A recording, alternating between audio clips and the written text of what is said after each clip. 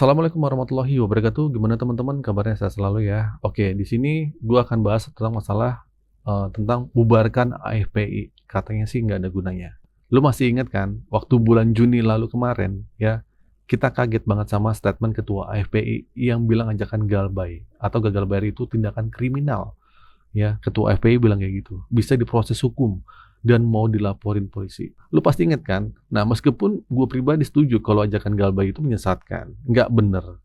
Tapi ada tapinya nih. Nah, waktu FPI keluar-keluar mau proses hukum, OJK malah nggak menggubris urusan laporan polisi. Ya, yang dilakukan OJK justru keren dan bikin kaget. OJK malah ngeluarin statement yang fokusnya ke penyelenggaraan pinjol, mengingatkan mereka buat hati-hati dan selektif banget sebelum kasih ke dana atau calon borrower. Kenapa OJK begitu? Ya karena OJK paham betul kondisi ekonomi kita sekarang gimana, ekonomi global kita tuh kayak apa. Dampaknya signifikan banget ke masyarakat. Lagian OJK juga tahu banget gimana mekanisme pinjol nyalurin dana yang seringnya nggak memenuhi tahap seleksi ketat yang diminta OJK. Contohnya nih, kita kan punya yang namanya Fintech Data Center atau FDC atau Pusdawil. Nah, harusnya ini jadi patokan dasar seleksi. Nah, fungsinya mirip kayak Slick, ya, cuma lebih khusus buat pinjol. Tapi apa yang terjadi di lapangan? Pinjol nggak lirik tuh FDC, ya. Mereka lebih peduli yang mereka peduliin cuma satu, nomor HP lu udah dipakai berapa tahun.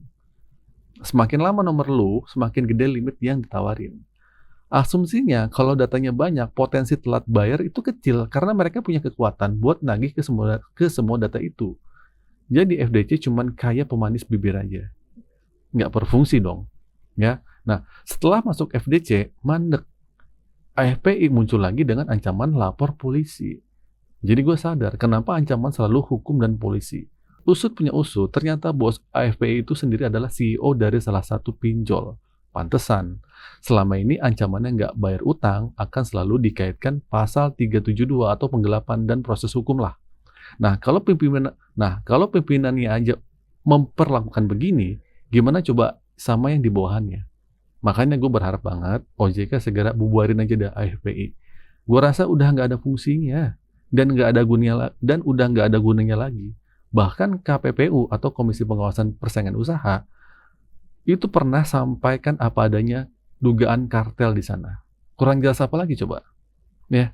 Nah, akhirnya OJK ambil jalur hukum yang diusulkan AFPI. OJK lebih memilih mempertegas ke pinjol dan mengeluarkan POJK nomor 11 tahun 2024 yang mewajibkan pinjol jadi pelapor Slick OJK. OJK menyimpulkan angka galbay tinggi itu bukan karena ajakan, tapi karena 3 hal utama. Ya, pertama, orang minjam nggak sesuai kemampuan. Kedua, minjam di terlalu banyak pinjol, karena pinjol gampang banget kasih pinjaman tanpa seleksi ketat. Terus yang ketiga, pengaruh ekonomi global dan domestik. Walaupun begitu ya, OJK menyetujui permintaan FPI buat pakai jalur Slick. Tujuannya biar pinjol, bank, dan leasing setaranya patokannya sama-sama Slick. Nah, per 31 Juli kemarin, semua pinjol itu wajib lapor Slick. Sudah hampir 2 bulan ini berjalan ya. Juli, Agustus, September, ya sekarang mau 3 bulan ya. Apa yang terjadi? Aturan itu nggak jalan. Banyak pinjol yang nggak laporin datanya ke Slick atau ke BI Checking.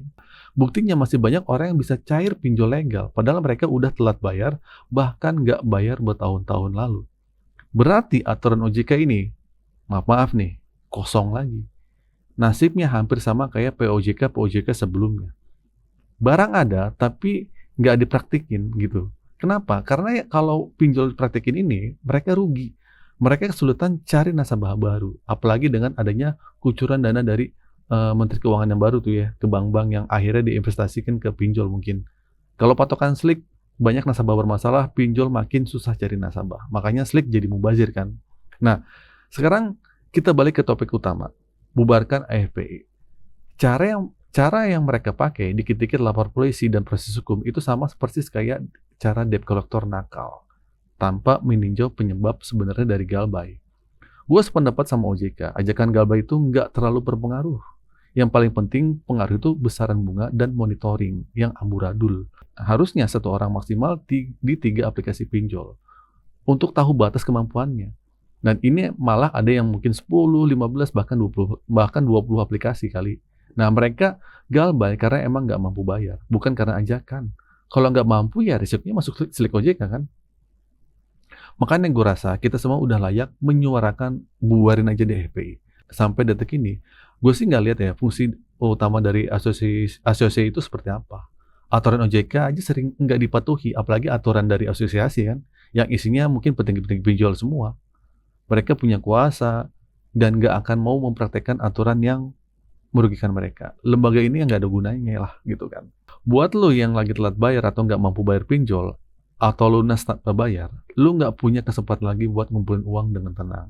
Karena satu hari menjelang satu jatuh tempo, lu aja udah diancam habis-habisan. Ini bukan lagi sekedar peringatan ya, tapi udah masuk kategori pengancaman. Otak lu jadi blank, ya. Ide buat cari uang tuh hilang karena diteror-teror sama DC pinjol. Ya, lu mau ngode ke OJK, OJK seakan nggak ada taringnya lah. Melapor kemana? FPI tambah parah kan? Jadi serba salah kan? Nah, kita tahu buat bayar utang butuh uang. Tapi dapat uang harus kerja. Dan butuh kerja butuh ketenangan pikiran. Nah, ketenangan pikiran ini yang mereka matikan. Ya, lu nggak bisa kerja, duit nggak ada, mau lapor kemana? Buntu.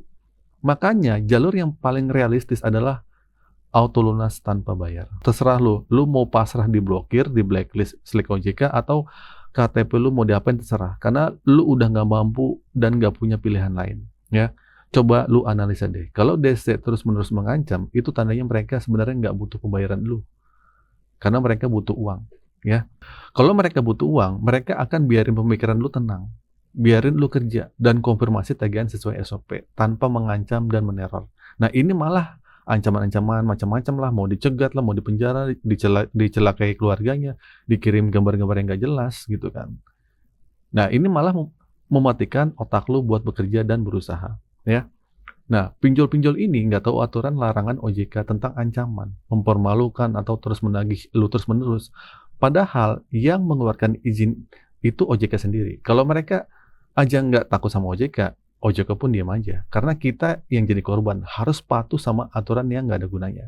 Ya, nggak perlu lagi kita patuh. Aturan mana yang harus dipatuhi kalau aturan OJK aja udah nggak dipatuhi. Jadi mulai sekarang, buat lo yang masih diancam atau diteror, ditakut-takuti, hutang lo itu anggap aja auto lunas tanpa bayar karena mereka itu nggak sesuai dengan aturan yang berlaku. Oke, itu saja teman-teman video kali ini. Semoga video ini bermanfaat. Akhir kata dari saya, Assalamualaikum warahmatullahi wabarakatuh.